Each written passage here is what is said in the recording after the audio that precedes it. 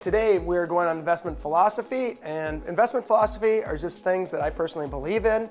It's different investment professionals that I follow very closely, things I've learned through the CFA curriculum. Many others will have the same philosophies, but it's things that I resonate with. And the number one is a strong investment process takes work. If someone says to you, like, you can get all this and it takes no work, well, let's dig into that a little bit deeper. Also, there is a financial term called arbitrage, which means it's a riskless way to make excess return. And there's another term called arbitraged out, meaning as soon as someone finds out that there's an easy way to make money, everyone flocks to that, and whatever advantage was there is no longer there. So that makes sense. If something was easy, everyone would be doing it, and it no longer becomes an advantage. So that's a rule in investing, but also I think a strong rule in life. And there's three different types of work. There's the wrong work, the no work, and the right work. And I would say that the no work is actually way, way, way better than the wrong work, at least in my observation. Is someone could say, okay, I've at least learned how to save. I know how to put money from my paycheck into my retirement account. And if I invest in a diversified portfolio that my 401k gives me, that says this is how to invest for retirement, and you just keep on doing that, you're probably going to have some success. You're going to be able to build wealth up from that. Whereas if you were making the wrong decisions, buying stocks for the wrong reason, making certain investments and certain speculative investments for the wrong reasons, or looking at the wrong things as the reason that you are buying it, this person that's doing the no work is going to come out way, way ahead. Now then there's the right work, and I'm going to talk a little bit about that next. And it's just certain areas that I feel if you do put time and energy into it, it can help and bring additional rates of return for what you're doing. So if you are going to do work, here's what I think are the best areas to do work in. These are the areas that make the most impact. I put down finding the best 30 companies in the world. And I'll talk a little bit about that. And I want to start off by emphasizing companies. So I like to use the word companies versus stock. Yes, these are all publicly traded companies and they have stock, but a company is what's making the product that's producing the earnings, producing the revenue. Stock prices follow earnings. So if you have a company, then this is a phenomenal company, and there's a high possibility that this company is going to be able to double its earnings, say in the next 5 years. And if companies are consistently doubling their income every 5 years, your portfolio is going to do very, very well. That might be easier said than done, but where you can spend the time is understanding the company deeply, understanding how they make money, and understanding their competition. And if this company has all these competitive advantages, I think the best analysts, the best stock investors I see, they're looking deeply at that company. And they're understanding that this company is worth buying at this price, and I feel very confident that it's going to outperform all of its competitors. So time there certainly can be well worth it. Next is the options market. I like the options market a lot. I've been studying for quite a few years.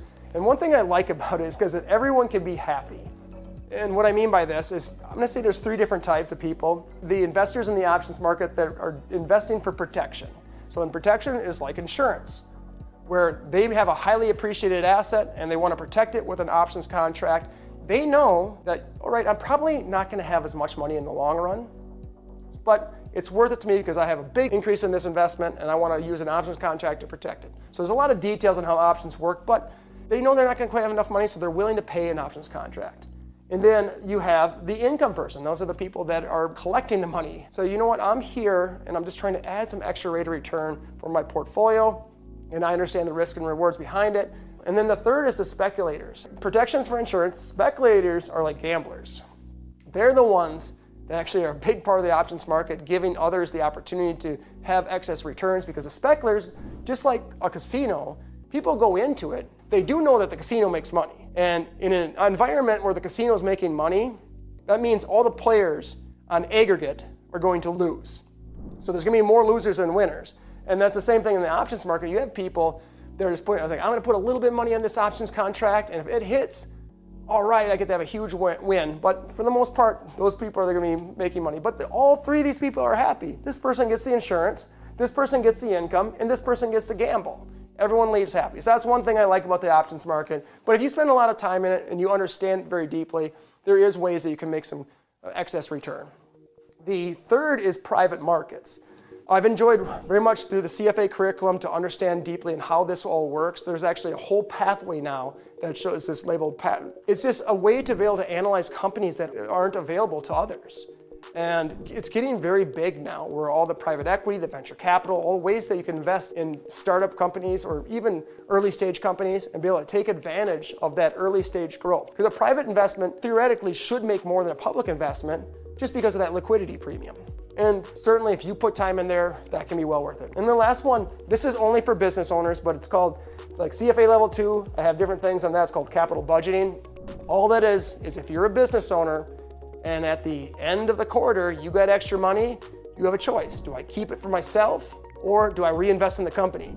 If you get really good at reinvesting in your company, that is the highest rate of return you can get. So it's a very important skill. And every one of these really has kind of its bounds on how much you can make. People that had been the most successful business owners ever, they're very good at budgeting their capital. And as an investor, you're looking, okay, I'm looking at the company, I'm looking at the leaders of those companies, how good are they at this?